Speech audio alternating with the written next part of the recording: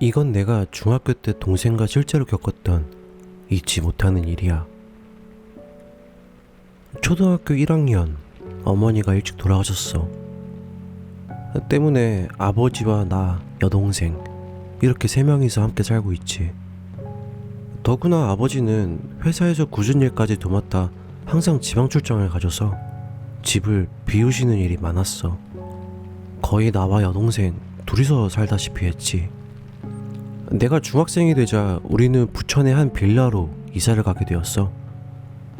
조금 허름하긴 했지만 가격이 싼 매물이었대. 그래도 우리 가족한테는 굉장히 기쁜 일이었지 뭐.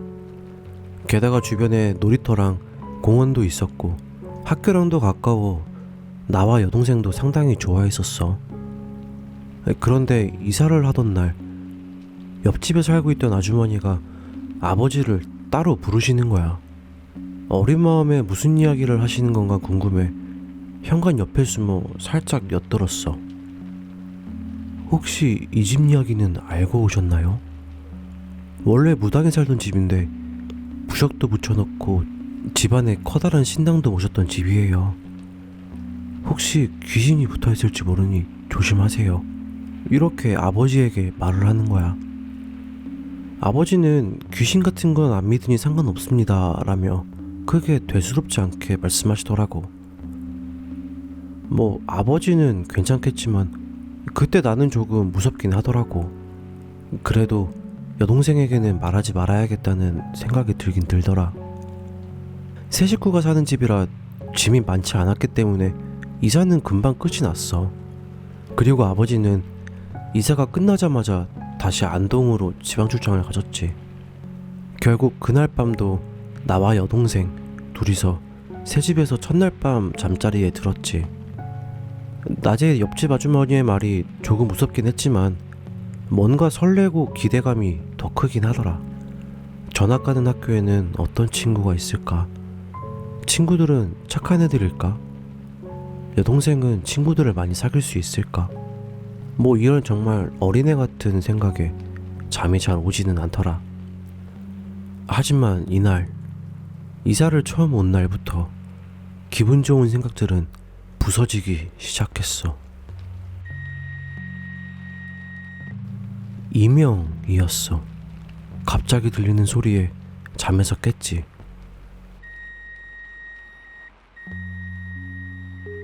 잠에서 깬 순간 이명은 더욱 크게 들리기 시작했어. 눈이 떠졌지만 몸은 움직일 수가 없었어. 이게 가위인 줄도 몰랐던 난 몸도 움직이지 못한 채 눈만 껌뻑이고 있었어. 그리고 그때 방문이 조금씩 열리기 시작하더라. 문 사이를 뭔가가 비집고 들어오는 게 보였어. 검은 공? 커다란 검은 공이 내 방으로 들어오더라. 공인지 뭉탱이인지 커다란 그것이 내 몸 위로 올라왔어. 나는 눈을 감고 싶었지만 눈을 감지 못하더라. 움직이지도 못하는 몸을 움직여보겠다고 머릿속으로 발버둥 쳤어. 그렇게 동그란 그것에게 짓눌린 채 새벽이 왔어. 그제서야 가위가 풀렸지. 조금씩 몸이 움직였어. 하지만 멍한 채 누워있게 되더라. 맞아, 여동생. 나는 그대로 일어나 여동생 방으로 갔어. 편하게 자고 있더라. 다행이다. 어제 그 아주머니 때문에 이런 걸 겪은 건가? 내가 알고 있던 욕을 속으로 소리쳤지. 그리고 다음날 밤 또 이명이 들리기 시작했어. 심지어 어제보다 더욱 강하게 들리더라.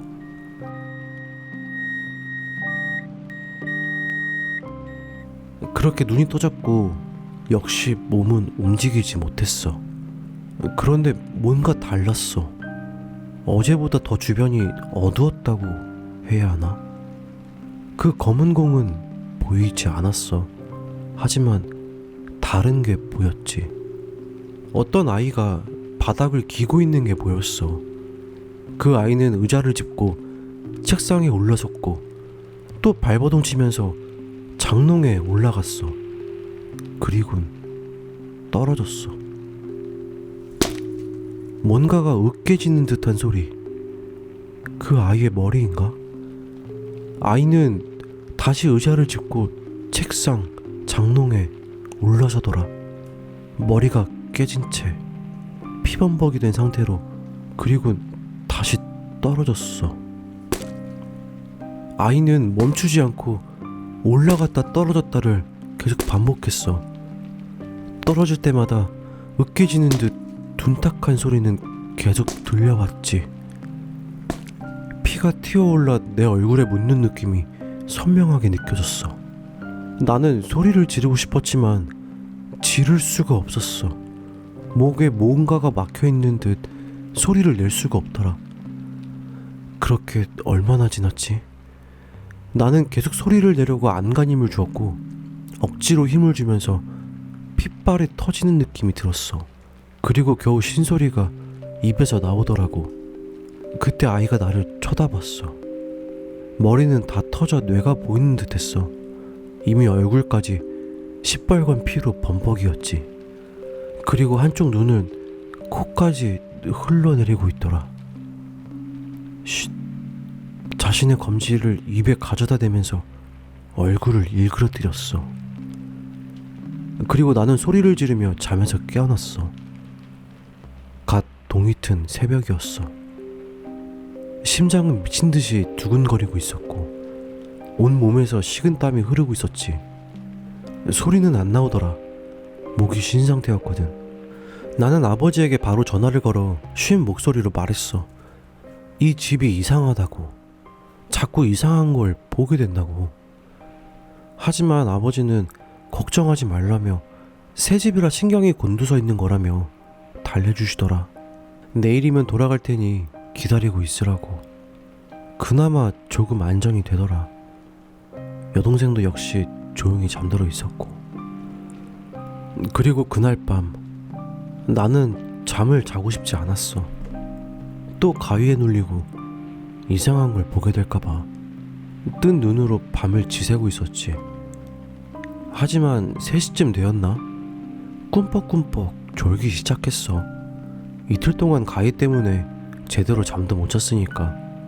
그렇게 또 잠이 들었어. 문이 닫히는 소리, 그리고 도어락이 열리는 소리. 아버지가 들어오셨나? 하고 생각하는 찰나 들어오는 소리가 아니라 나가는 소리라는 걸 인지하게 되더라. 동생이 나간 건가? 잠깐, 이 새벽에? 혼자서? 나는 혹시나 하는 생각에 동생 방에 들어갔지만 없더라, 동생이. 나는 급한 마음에 신발도 신지 않은 채 맨발로 밖으로 뛰어나갔어. 머릿속은 어지러웠고 심장도 미친 듯이 뛰었지. 계단을 뛰어내려가 건물을 나오니 저 멀리 동생이 보이기 시작했어. 8차선대로 가운데 비틀거리며 걸어가는 동생이 보였지. 나는 미친 듯이 동생 이름을 부르며 대로로 뛰어들어갔어. 그리고 동생을 붙잡은 채 동생도 나도 울면서 바닥에 주저앉았어.